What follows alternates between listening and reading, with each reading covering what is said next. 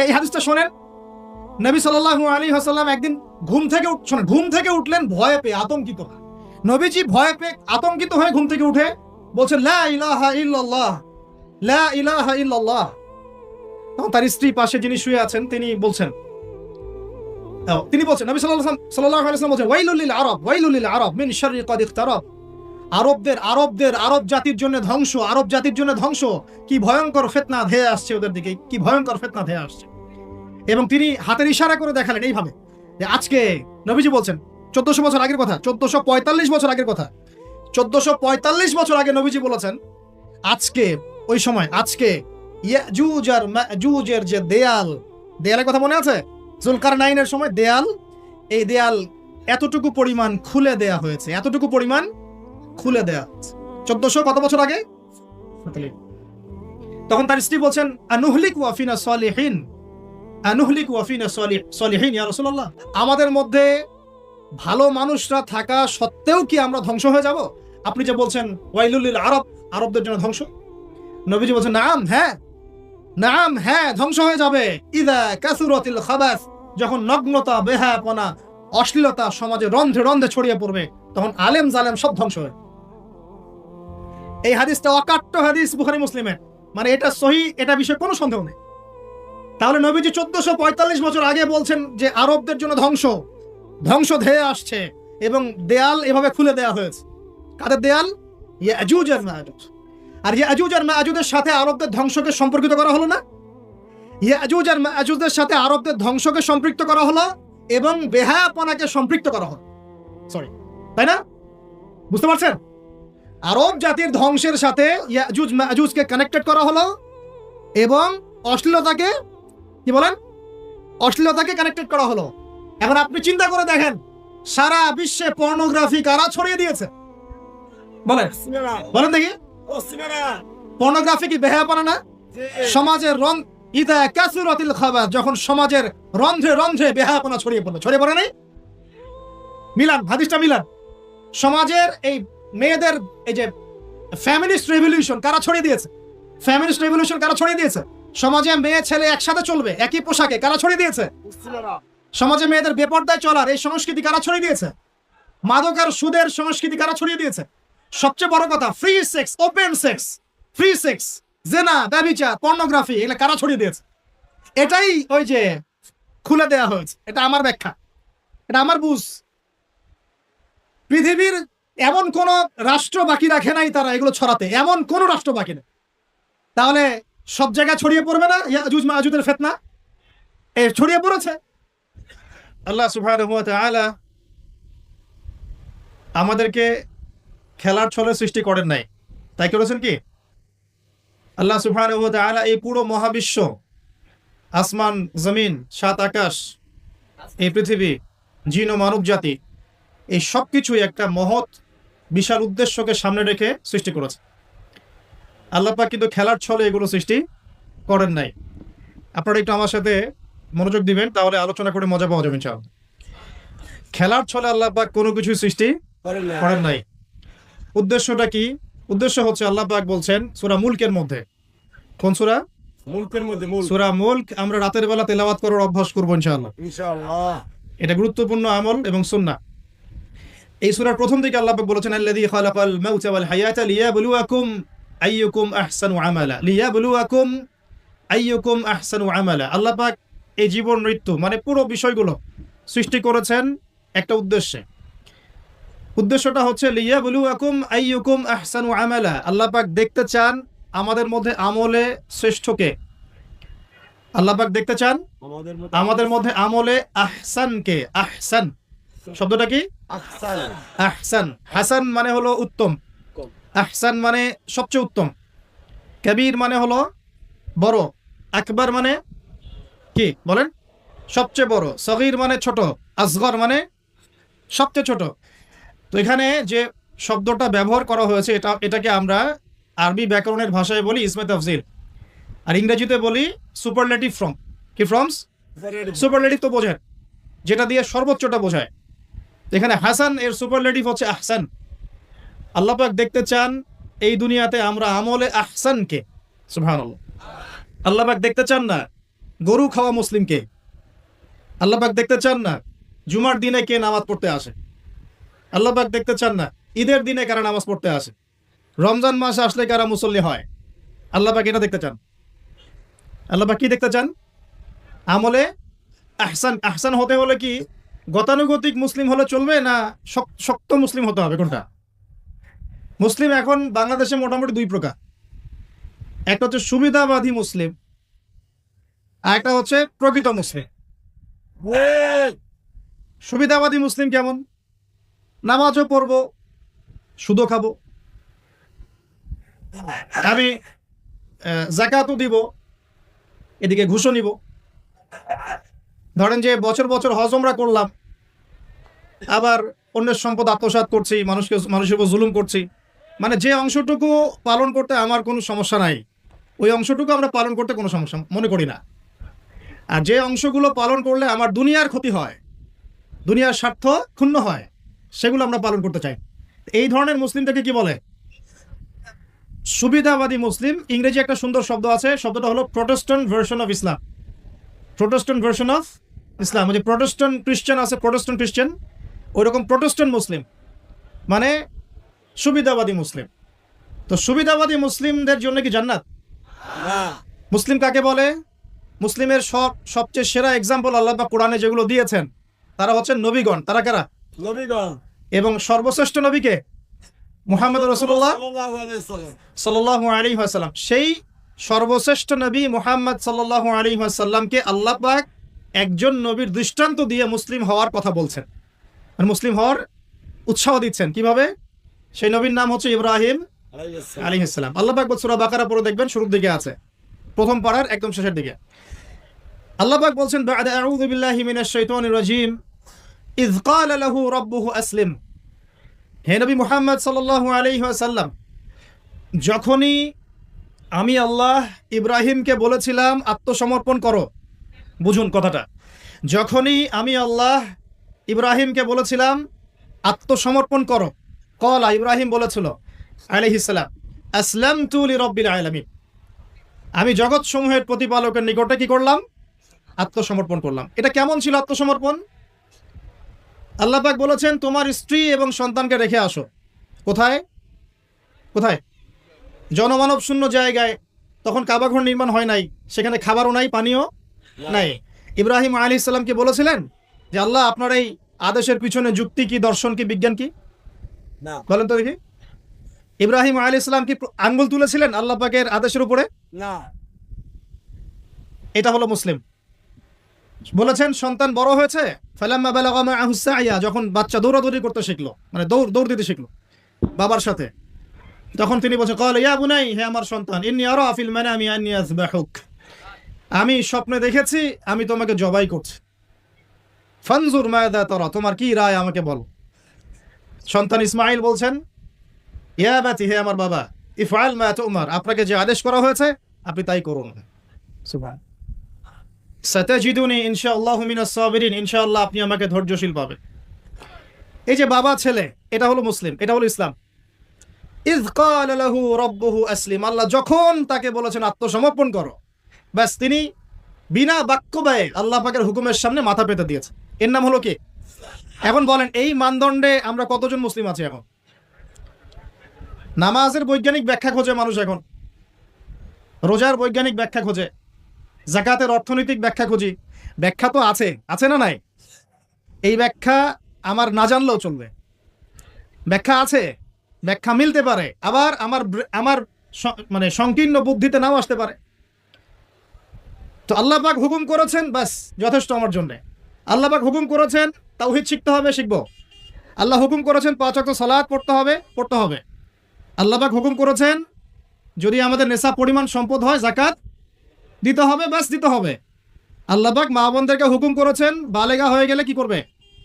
বালেগা হওয়ার আগেও পর্দা করার সিস্টেম আছে, মানে চর্চা করতে হবে। মা বোনদেরকে পর্দা করতে বলেছেন, ব্যাস পর্দা করতে হবে। আল্লাহ পাক বলেছেন সামর্থ্য হয়ে গেলে হজ করো, আল্লাহ পাক আমাকে আপনাদের সবাইকে হজ করার তৌফিক দান করুন, হজ করবে। আল্লাহ পাক বলেছেন যেখানে জুলুম হচ্ছে একে প্রতিহত করো, করতে হবে। প্রতিহত করার অর্থ এই নয়, প্রতিহত করার অর্থ কি? প্রতিহত করার কয়েকটা অর্থ থাকে। সামর্থ্য থাকলে হাত দিয়ে, সামর্থ্য থাকলে কি দিয়ে? আপনার কি সে সামর্থ্য আছে? বাস নাই।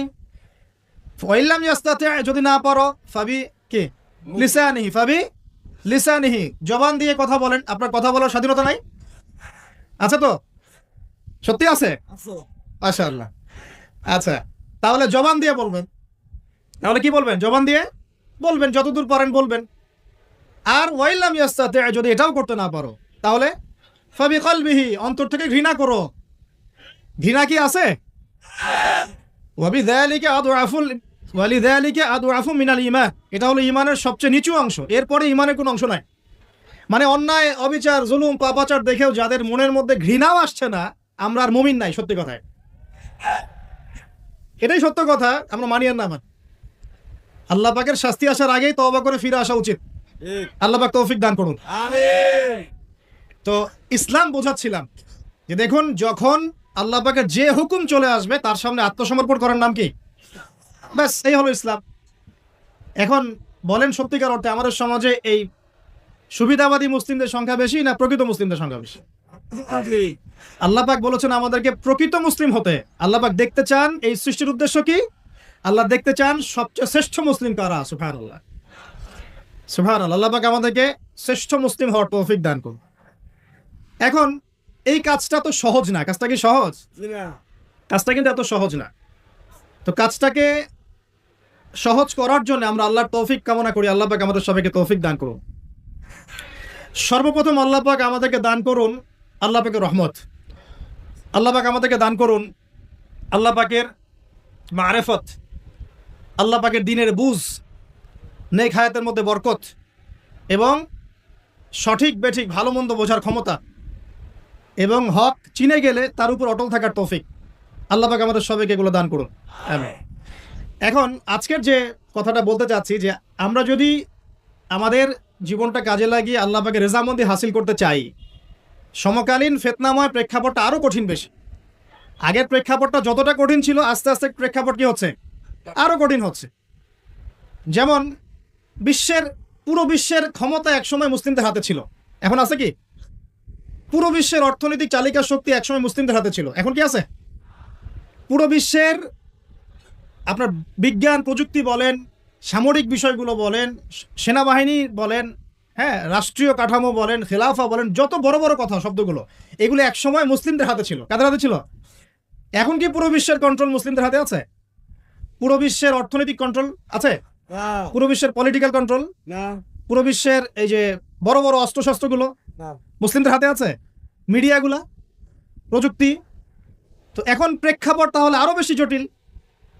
তার উপরে আবার সামাজিক ফিতনা আছে, বেপর্দার ফিতনা আছে, সমকামিতা আছে, পর্নোগ্রাফি আছে, জুয়া আছে, কিশোর গ্যাং আছে, মাদকাসক্তের সয়লাভ আছে, বেপর্দা নারীদের সয়লাভ আছে, আছে না? মিডিয়ার প্রোপাগান্ডা আছে, জুলুম আছে, কত কি আছে। এই সব কিছু মিলায় এই যুগে তো চলা আরো কঠিন কিনা? এই যুগে চ্যালেঞ্জটা আরো কঠিন কিনা? এজন্যই এরকম একটা যুগের কথা বলে নবী সাল্লাল্লাহু আলাইহি ওয়াসাল্লাম সুসংবাদ দিয়েছেন আমাদের।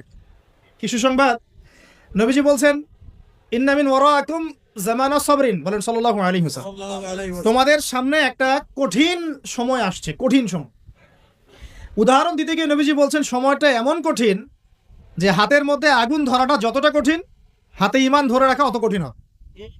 আগুন ধরা কঠিন না সহজ? আগুন ধরা কঠিন না সহজ? নিঃসন্দেহে কঠিন।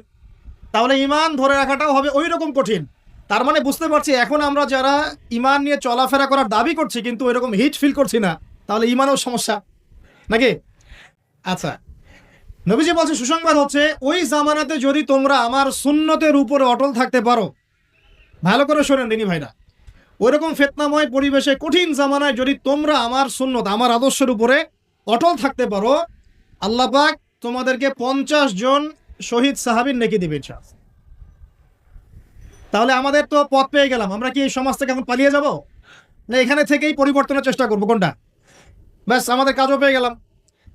এখন এই পুরো কাজ, নিজে আমল করা, দিন শেখা, পরিবার, সমাজ, দিনের দাওয়াত, এই সব কিছুকে একসাথে রেখে, সামনে রেখে মোটামুটি ভাবে 5টা কাজ আমাদেরকে করতে হবে। রাজি আছেন ইনশাআল্লাহ? ইনশাআল্লাহ। এই 5টা হচ্ছে আলোচনার মূল বিষয়। 1 নাম্বার, তো কথা বললে ভাই অনেক কথা বলা যায়, মোটা দাগে 5টা আমাদের কর্তব্য এখন।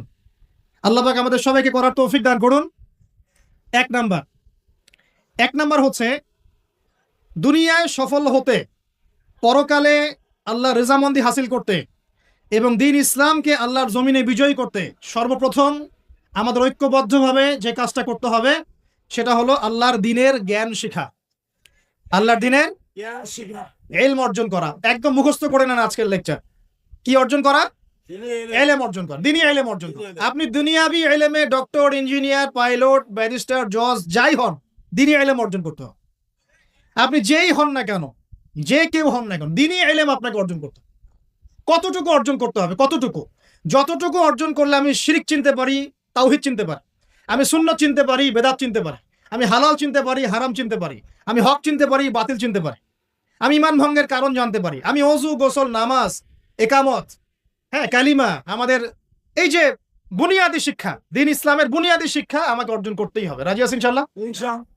বাংলাদেশের বহু মানুষ নামাজ ঠিক মতো পড়তে জানেন, বহু মানুষ ওযু করতে জানেন, বহু মানুষ ইস্তেনজাও করতে জানেন, আর বহু মানুষ কোরআন তেলাওয়াতও করতে জানেন। কোরআন তেলাওয়াত বিশুদ্ধ করে না শিখলে আপনি আজান দিতে পারবেন না, একামত দিতে পারবেন না।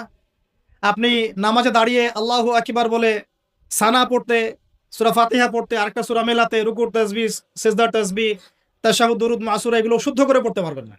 আর শুদ্ধ করে যদি না পড়েন অর্থ বিকৃত হয়ে যায় প্রচুর। মানে আমরা তো নামাজকে কি যে বানিয়ে ফেলেছি, আল্লাহ মাফ করুন, সুবহানাল্লাহ। মানে নতুন নতুন কত শব্দ বের করে ফেলেছি নামাজের মধ্যে। একটু অর্থের পার্থক্যের কারণে ঈমান কুফরের মতো অবস্থা চলে আসতে পারে। বিশুদ্ধ করে তাজবিদ সহকারে কোরআন তেলাওয়াত করা শিখতে হবে প্রথমে। আপনাকে মাদ্রাসায় যেতে হলে যাবেন, মক্তবে যেতে হলে যাবেন, প্রয়োজনে টিচারকে বাসায় নিয়ে এসে যদি পড়তে পারেন পড়েন, যেভাবে হোক আপনাকে কোরআন তেলাওয়াত শিখতেই হবে। আল্লাহ পাক তৌফিক দান করুন। আমরা নামাজের মধ্যে বলছি আলহামদুলিল্লাহ, আলহামদুলিল্লাহি রাব্বিল আলামিন। কি এটা? এটা কি পড়লেন মন্ত্র? আলহামদুলিল্লাহি রাব্বিল আলামিন এটা কি?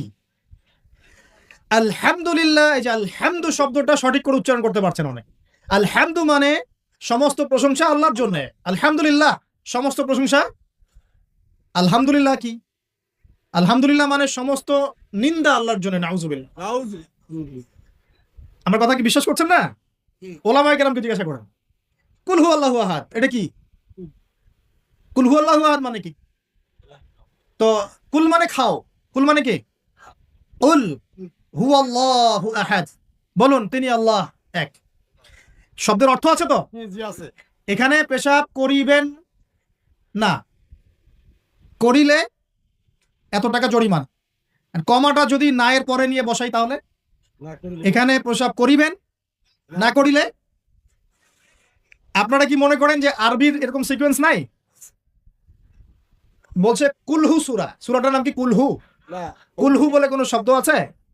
কুল একটা শব্দ, হুয়া আলাদা শব্দ। কুল হুয়া আল্লাহু আহাদ, কুল হুয়াল্লাহু আহাদ। এই তো আমরা কত ভুল করি পদে পদে। সামিআল্লাহু লিমান হামিদা আছে না? সামিআল্লাহ, আল্লাহ তার কথা শোনেন। লিমান হামিদা, যে তার প্রশংসা করে, মানে যে আল্লাহর প্রশংসা করে আল্লাহ তার কথা শোনেন। এন্ড আমরা শব্দ বানিয়েছি সামিআল্লাহ হুলিমান হামিদা। তো হুলিমান হামিদা কি শব্দ? হুলিমান হামিদা বলে কোনো শব্দ আছে? সামিআল্লাহু লিমান হামিদা, সামিআল্লাহু লিমান হামিদা। তো এই যে পদে, আমি বলতে গেলে নামাজ নিয়ে রাত পার হয়ে যাবে। পদে পদে পদে পদে আল্লাহু আকবার শব্দটা আল্লাহু আকবার, আল্লাহু আকবার বানিয়ে দেয়। আকবার, আকবার মানে কি? অনেকের আজান শুনে মনে হয় যে গিয়ে একটা পিটন লাগাই দিয়ে, একামত শুনলে মনে হয় যে একটা পিটন লাগাই দেয়। কাতকা মাতিস সালা, কাতকা মাতিস সালা, এটা আবার কি? এগুলো কি? মানে এই যে এগুলো কেন হচ্ছে জানেন? একটাই কারণে, কারণ বিশুদ্ধ করে আমরা কুরআনুল কারীম তেলাওয়াত করা শিখছি না। তো দিন কায়েম করবে, দাওয়াতের কাজ, মেহনত, জিহাদ, একামতের দিন, কত বড় বড় কথা। আর বেসিক এই কোরআন তেলাওয়াত করা শেখার নাম নাই।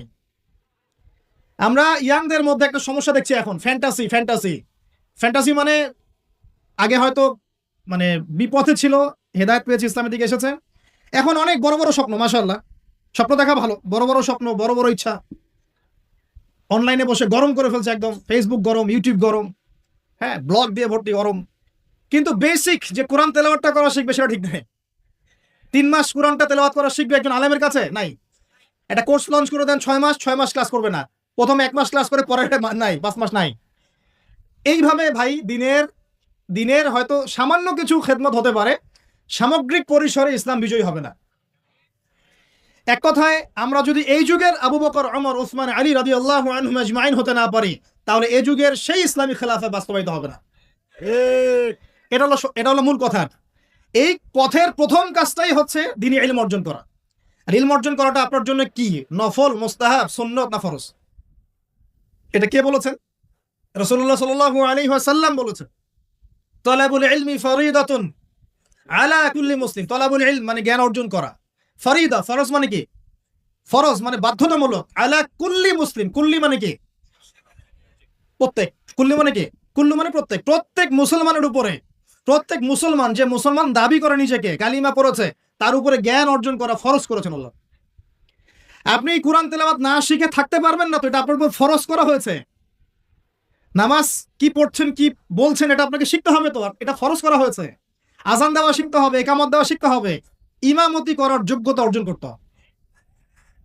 এই মালয়েশিয়ার একটা ভালো জিনিস দেখলাম যে ওখানে প্রাইমারি লেভেল থেকে, মানে স্কুল লেভেল থেকেই এই মাদ্রাসা এবং মানে জেনারেল এটা আলাদা করে করে কোনো প্যাটার্ন করা নাই, এটা একসাথেই প্যাটার্নটা করে দেয়া। মানে আপনি স্কুলে ভর্তি হলে, স্থানীয় স্কুলে বা কলেজে যেভাবে তারা সিস্টেম করেছে, ইসলামের বুনিয়াদী শিক্ষাটা বাধ্যতামূলক শিক্ষা। যে কেউ, তাদের সিভিলিয়ানদের মধ্যে যে কেউ ইমামতি করতে পারে। মাশাআল্লাহ, এটা আমাদের করা উচিত ছিল না? আমরা কি মুসলিম প্রধান দেশের অধিবাসী না? আমরা জোর দাবি জানাই যে শিক্ষা ক্ষেত্রে একটা আমূল পরিবর্তন নিয়ে আসতে হবে ইনশাআল্লাহ। একদম প্রাইমারি লেভেল থেকে ইসলামিক শিক্ষাকে আমাদের দেশে বাধ্যতামূলক করা হোক। মাদ্রাসার শিক্ষা মাদ্রাসায়, আবার সেকুলার শিক্ষাতে, এই দুদিকে চলছে। তাহলে একজন ব্যক্তি যে এই যে স্কুলে ভর্তি হলো, আপনার ছেলে এখানে 10 বছর পড়বে, এসএসসি পরীক্ষা দিবে, এইচএসসি, তারপরে অনার্স মাস্টার্স, এই 20 বছরে ইসলামটা শিখবে কি? যতটুকু শিখছে এই শিক্ষাটা তো প্র্যাকটিক্যালি প্রয়োগ করতে পারছে না। আর এই জায়গা থেকে যখন কেউ উঠে আসছে, তখন সে তো উম্মার দায়িত্ব নিতে পারছে না। তাহলে ব্যাপারটা কি এমন যে আমরা এদিকে শুধু দুনিয়ার চর্চা করব, আর মাদ্রাসা লাইনে যারা পড়ে তারা দিনের চর্চা করবে? দিন চর্চা করার, দিন পালন করার, প্রচার প্রসারের আমাদের কোনো অধিকার নাই? তাহলে এই শিক্ষাটা অর্জন করলে কি আমরা কি সবাই কি খারাপ হয়ে যাব? আমরা ইসলামিক শিক্ষা শুরু থেকে দেওয়ার চেষ্টা করি বাচ্চাদেরকে, প্রাইমারি লেভেল থেকে, আমাদের বাচ্চারা কি নষ্ট হয়ে যাবে? এই জিনিসটা আল্লাহ পাক আমাদের সমস্ত ঊর্ধ্বতন কর্তৃপক্ষদেরকে বোঝার তৌফিক দান করুন। আল্লাহ পাক আমাদের ঊর্ধ্বতন কর্তৃপক্ষদেরকে এই বিষয়টা বোঝার তৌফিক দান করুন যে ইসলামী শিক্ষায় কল্যাণ ছাড়া অকল্যাণ কিছু নাই। এখানে যদি অন্য ধর্মাবলম্বী কেউ থাকেন, সে তার ধর্ম চর্চা করবে, কোনো সমস্যা? আমরা আমাদের ধর্ম শিখবো ইনশাআল্লাহ। তো এই জিনিসটা আমাদের বুনিয়াদী শিক্ষা। এখন যদি আপনি না পারেন, এখন আপনার কাছে ওই পাওয়ার নাই, ক্ষমতা নাই, ইমপ্লিমেন্টের সুযোগ নাই, তাহলে কি করবেন? তাহলে এখন যে আপনি 20 বছর পড়াশোনা করে ফেলেছেন জেনারেল লাইনে, এখন কি করবেন? এখন আপনার জন্য কিছু অপশন খোলা আছে। এক, স্থানীয় বরেণ্য ওলামায়ে কেরাম যারা আছেন তাদের সাথে পরামর্শ করে সিলেবাস তৈরি করে নিয়ে পড়াশোনা করুন, এটা একটা অপশন। 2, আপনারা কিছু দিনী ভাই ব্যাচ করে করে ওলামায়ে কেরামের কাছে গিয়ে একটা করে কিতাব শেষ করেন। 2, 3, অনলাইনে কিছু কোর্সেস চলছে, এই কোর্সেসগুলো করতে পারেন, কাজে দিতে পারে। তবে অনলাইনে কোর্স অফলাইনের মতো হয় না। অফলাইনে ওস্তাদের সামনে বসে যে পড়াশোনা, এটা অনলাইনে পাবেন না ভাই, ঠিক আছে? অথবা আপনার যদি সুযোগ থাকে তাহলে প্যাটার্ন চেঞ্জ করে এই প্যাটার্নে যেতে হবে। এগুলো ছাড়া তো আপনার সামনে কোনো অপশন খোলা নাই। আরেকটা অপশন হতে পারে যে আমরা যদি মাদ্রাসাগুলোতে এবং আমাদের শিক্ষা প্রতিষ্ঠানগুলোতে জেনারেলদের জন্য আরবির কোর্স আর মাদ্রাসা শিক্ষার্থীদের জন্য জেনারেল কোর্স রাখি, তাহলে উভয়ে শিক্ষিত হতে পারবেন। যা মনে করেন এই ভাই মাদ্রাসায় পড়েছেন, মাশাআল্লাহ, তিনি মাদ্রাসার সব জ্ঞানই রাখেন আলহামদুলিল্লাহ, কিন্তু সায়েন্স, ইংরেজি, mathematics, science and technology, ICT এগুলোর জ্ঞান তার নাই, মনে করেন নাই, বা থাকলেও খুব সামান্য। এই সামান্যটা দিয়ে তিনি বিশ্বকে ডিল করতে পারছেন না, বিশ্বের চ্যালেঞ্জ মোকাবেলা করতে পারছেন না। তাহলে এই ভাই যদি 6 মাস 1 বছরের এই কোর্সগুলো করতে পারে, জেনারেল ডিপ্লোমা কোর্স, তাহলে তিনি উপকৃত হবেন কিনা? তাহলে তার জন্যই রাস্তা। আর এক ভাই মনে করেন যে ইউনিভার্সিটি শেষ করেছেন, 20 বছর পড়াশোনা করে ফেলেছেন, কিন্তু তিনি 20টা সূরা শিখতে পারেন নাই, নামাজ শিখতে পারেন নাই, ওযু শিখতে পারেন নাই। এখন এই ভাইকে কি করবেন? এই ভাইকে ইসলামিক কিছু ডিপ্লোমা কোর্সের আওতায় আনতে হবে, এনে অফলাইন বা অনলাইনে শিক্ষা দিয়ে তাকেও মানুষ করে গড়ে তুলতে হবে। এই তো যদি আমরা চিন্তা করি, আমরা চিন্তা করতে হবে আমাদেরকে জাতি নিয়ে, বড় বড় কথা বললে হবে না তো। যুব সমাজের এখন যে অবস্থা, আপনি সামনে একটা ভয়ঙ্কর বিকলাঙ্গ যুব সমাজ দেখতে পারবো। মস্তিষ্ক বিকৃত হয়ে গেছে এদের মোবাইল ফোন দিয়ে। মোবাইল ফোন, পর্নোগ্রাফি, মেয়েদের ফিতনা, হারাম অ্যাফেয়ার্স, মাদক, জুয়া, টিকটক, এই করতে করতে এদের মস্তিষ্কর সুস্থতা নষ্ট হয়ে গেছে। আল্লাহর কসম, আল্লাহর কসম করে বলছি এরা সুস্থ না। একটা চিত্র খুব কমন দেখতে পারবেন, 10টা-20টা ছেলে গোল হয়ে বসে আছে ফোন নিয়ে, সবার মনোযোগ নিচের দিকে। ওয়ার্ল্ডে কি হচ্ছে, আসমানে কি হচ্ছে, জমিনে কি হচ্ছে, কোথায় মুসলিমদের উপর বোম পড়লো, কোনো ফিকিরই নাই ওর। আপনি মনে করেছেন যে এই যুব সমাজ আগামীতে দেশের হাল ধরবে? আমি হলফ করে বলতে পারি না কোনোদিন দেশের উপকার করতে পারবো। আপনি নষ্ট করে ফেলছেন যুব সমাজকে, নষ্ট করে ফেলছেন। এদেরকে সুস্থতার দিকে নিয়ে আসতে হলে ইসলামী শিক্ষার কোনো বিকল্প নাই, নামাজের কোনো বিকল্প নাই। এদেরকে সামাজিক কাজে লাগিয়ে দিতে হবে, সোশ্যাল কাজে, সামাজিক উন্নয়নমূলক কাজে, এই যে মানবতার সেবামূলক কাজে, প্র্যাকটিক্যাল কিছু কাজে। কিছু বানাও, কিছু করো, সায়েন্স নিয়ে ঘাটাঘাটি করো, কিছু প্রযুক্তি উদ্ভাবন করো, তোমরা কিছু করো। দেখেন আমরা যত কিছু ব্যবহার করি সবকিছু কিন্তু ইহুদি খ্রিস্টানদের। এই যে আমি যে মাইকে কথা বলছি, এই মাইকে ইসলামের বড় বড় কথা বলছি, এই মাইকটাও দেখা যাবে যে মুসলমান তৈরি করে নেয়। তাহলে এটা কি কাম্য ছিল? আর এই বিশ্বের যত শিক্ষার বুনিয়াদ, এই বুনিয়াদি শিক্ষা দিয়েছে মুসলিমরা। বিশ্বাস না করলে খালি আপনি 1200 বছর ইতিহাসটা পড়ে দেখেন। ইবনে সিনার নাম শুনেছেন? চিকিৎসা বিজ্ঞান দাঁড়িয়ে আছে ইবনে সিনার উপরে, নাম শুনে নেই? জাবির ইবনে হাইয়ানের নাম শুনেছেন? এই কেমিস্ট্রি না থাকলে আপনি ওষুধ তৈরি করতে পারবেন না। কেমিস্ট্রি না থাকলে কি পারবেন না? মেডিসিন তৈরি করতে পারবেন না। এটা দাঁড়িয়ে আছে কেমিস্ট্রি জাবির ইবনে হাইয়ানের উপরে, যাকে ইউরোপে বলে গ্যাবর, গ্যাবর ইবনে হাইয়ান। এরকম নাম প্রচুর আছে। আপনি এই যে ম্যাথামেটিক্সের কথা বলেন, জ্যোতির্বিদ্যার কথা বলেন, তারপরে প্রাণীবিদ্যার কথা বলেন, এই রক্ত সংবহন তন্ত্রের কথা বলেন, এক একটা সাবজেক্ট ধরে ধরে দেখেন, সবগুলার গোড়ার মধ্যে আমাদের মুসলিম মনীষীদের অবদান আছে। এমনকি এই যে পুরো বিশ্বের যে দর্শনগুলো চলছে, যত দর্শন, ফিলোসফিক্যাল থটস, আমরা ফিলোসফি পড়েছি, এই ফিলোসফিগুলোর গোড়ায় গিয়ে আপনি দেখবেন সব মুসলিম মুসলিম দার্শনিকদের নাম লেখা আছে। আমরা ইমাম গাজালির নাম জানি না, ইবনে রুশদের নাম জানি না, হ্যাঁ আমরা অনেক কিছুই জানি না। আসলে আমরা শেকড় ভুলে গেছি।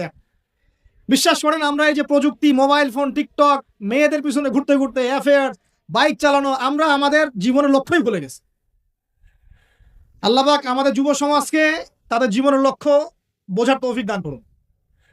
ভাই আল্লাহ পাক আপনাকে এমনি এমনি সৃষ্টি করেন নাই, আমাকে এমনি এমনি সৃষ্টি করেন নাই। আল্লাহ পাক চান আমাদের কাছে আমরা যেন তার দ্বীনের জ্ঞান অর্জন করি এবং এই জ্ঞান অনুযায়ী আমল করি। এই আমলটা সমাজে ছড়িয়ে দেই, ইসলামের দাওয়াতের মেহনত ছড়িয়ে দেই, যাতে একটা সময় হলেও যেন আল্লাহর জমিন, আল্লাহর দ্বীন কায়েম হয়। এটা আল্লাহ পাক চান আমাদের কাছে।